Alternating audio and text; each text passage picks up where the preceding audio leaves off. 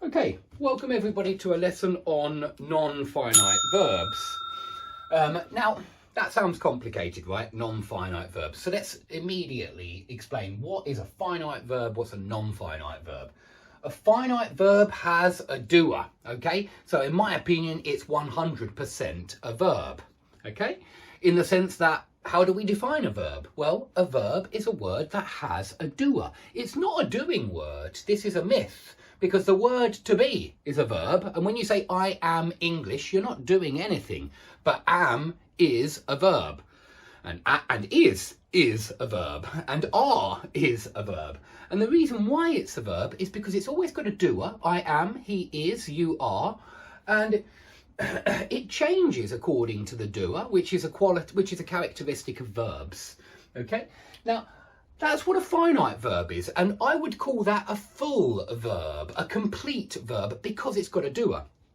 Non-finite verbs, you might call them verbs that are not functioning as verbs. You might call them that. Why?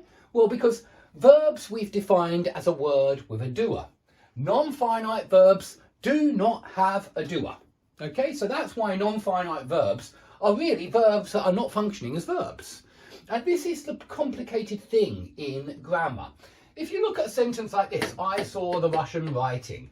And if you tell a young child that verbs are doing words, why on earth would the child pick saw when writing is also very much an activity? Yeah, I agree that saw is an activity as well, but there would be nothing wrong, in my opinion, with the child saying, okay, verbs are doing words, saw is an action, writing is an action, I'm having both of those as my verbs.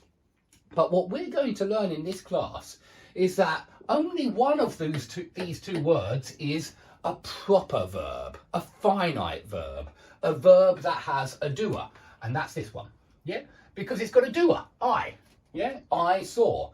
This one is not functioning as a verb, even though I completely agree that it comes from the verb to write. Of course it does, it comes from the verb to write. So it's certainly a verb, but it's a non-finite verb. It's a verb that doesn't have a doer. Yeah, it doesn't have an I am writing, he is writing. Well, you might say, well, what about the Russian? Wasn't the Russian writing? Okay, but then if we've got a finite verb, if writing were a finite verb, we would have to write the Russian is writing or the Russian was writing, and then we've got a finite verb. Then we've got a verb that is functioning as a verb with a doer. But if you don't have the Russian is writing or the